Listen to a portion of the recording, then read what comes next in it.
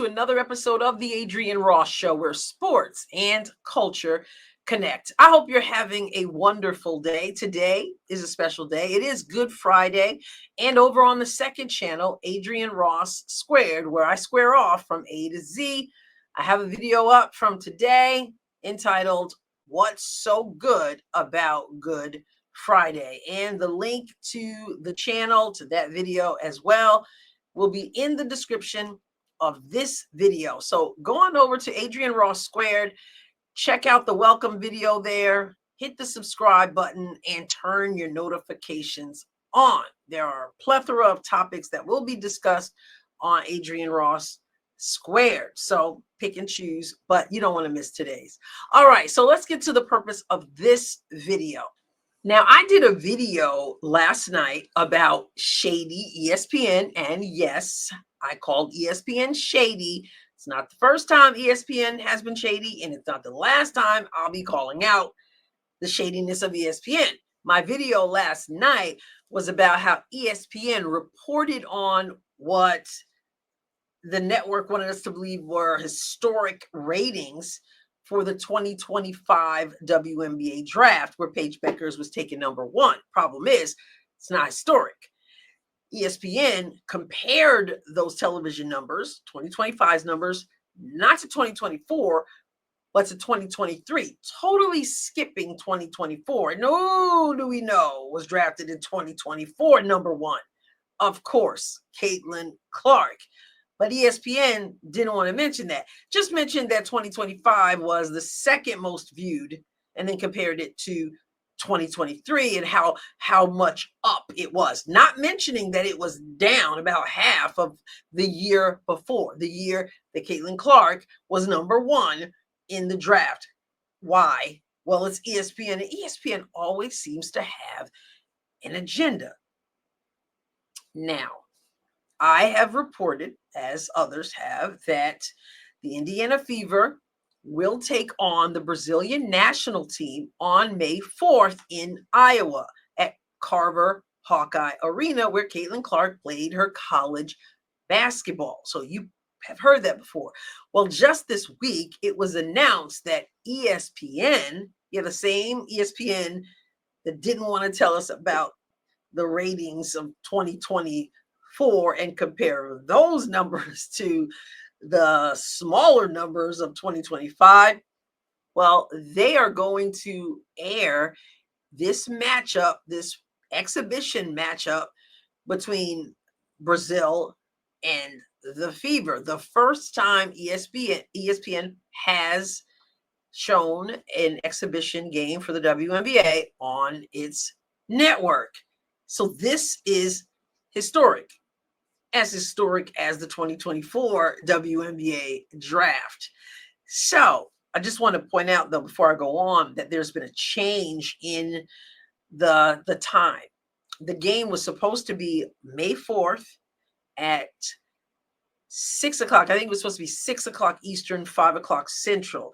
Now that game is going to be 3 o'clock Central, 4 o'clock Eastern, May 4th. So let's go over to Yahoo Sports and take a look at some information about this historic exhibition game that's going to go down. And we know why. The article is entitled, Caitlin Clark Fever's Exhibition Game in Iowa Gets Picked Up by ESPN in WNBA First.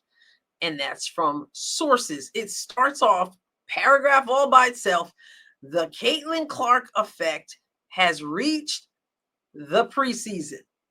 So it acknowledges the Caitlin Clark effect. And though ESPN tries to ignore when it's convenient the Caitlin Clark effect by skipping the whole year that Caitlin Clark was drafted, ESPN obviously knows that this is the Caitlin Clark effect. There's a reason why ESPN is showing this game. Caitlin Clark is a ratings magnet. Ratings, people in seats, scheduling conflicts, and ESPN knows it. So ESPN is going to broadcast what is believed to be the WNBA's first nationally televised exhibition game when she returns to Iowa for the Indiana Fever's game against Brazil's national team on May 4th, sources briefed on the network's scheduling set. Now, this is the old time, 5 p.m. Central. Like I said, now it is 3 p.m. Central, 4 p.m. Eastern on ESPN, unless the network has a game 7 in the NBA playoffs. And if that's the case, then it'll move to ESPN2. But they're still broadcasting this game. Why? Let's go back here. The Caitlin Clark effect, which ESPN knows, but for some reason tries to downplay, except when it's beneficial to ESPN, I guess. And I wonder if they moved the time. I don't know why, but I wonder if they moved the time because if there's a game 7, maybe that moving it earlier in the day gives it more time to finish the game and then still do it on ESPN with game 7. I don't know. And here's the interesting sentence here, which also is in a paragraph all by itself. ESPN declined comment. I wonder why. Did ESPN decline comment because the question was asked about right up in here, the Caitlin Clark effect? I have a feeling that was part of the question. ESPN declined, or maybe ESPN wanted to make some announcement and the news got out ahead of ESPN. I don't know, but ESPN is kind of tight-lipped. You'd think they talk it up because they obviously know that this is going to be huge. I guess maybe they don't need to comment right now because whenever they announce it, people are going to be tuning in. So we know that in February, Caitlin's jersey was retired at Carver-Hawkeye Arena. Tickets for the exhibition sold out within 45 minutes of being listed. 45 minutes. That is wild.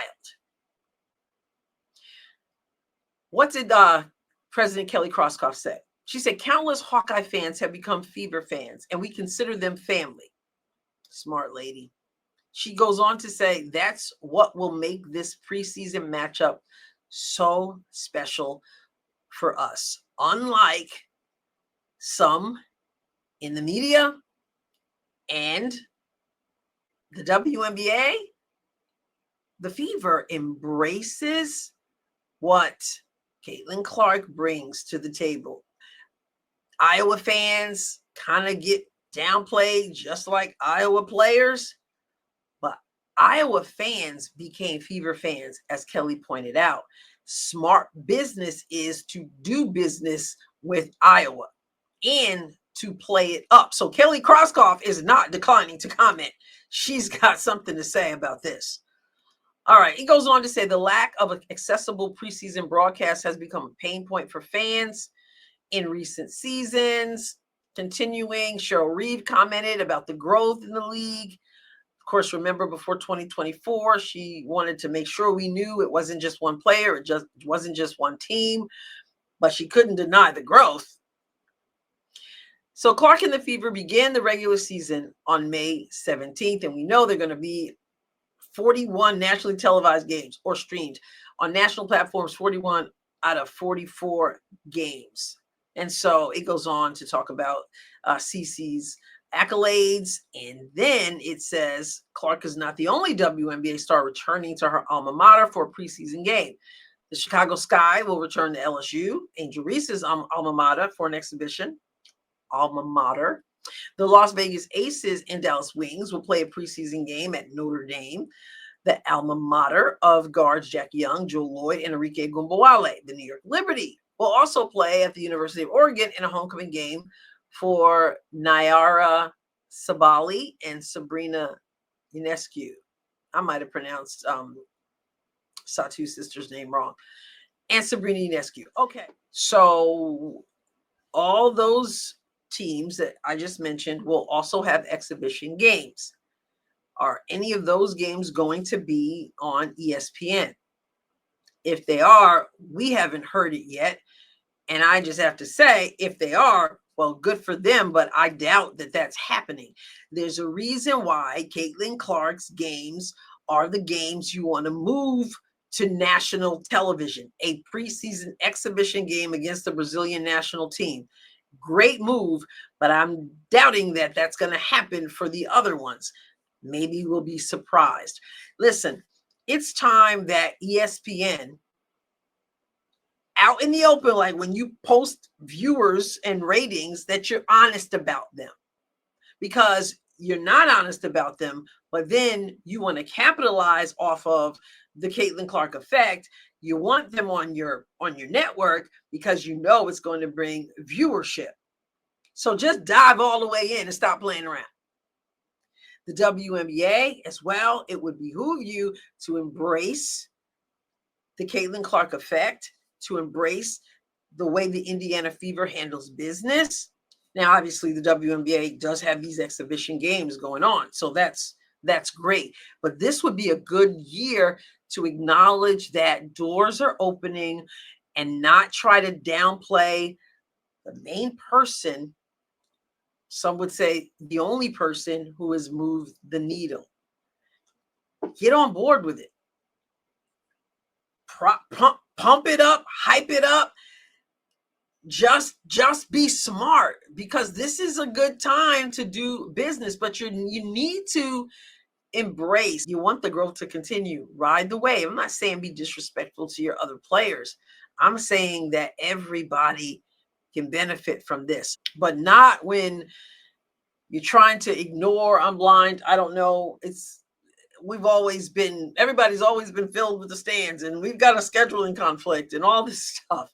And certainly the media, you know what the media will do. But the media is fake, because the media doesn't mind saying, okay, we'll do that. We'll do that game. Let's just roll with it, y'all. Y'all ain't never had it so good. Roll with it. Historic preseason game. Indiana Fever versus the Brazilian national team, May 4th, now 3 p.m. Central, 4 p.m. Eastern. Way to go, ESPN. The Caitlin Clark effect. I will catch you next time. Remember, going over to the second channel. The link is in the description of this video. Check out what's so good about Good Friday. Subscribe to that channel. Subscribe to this channel. I'll catch you next time, God willing. God bless you abundantly.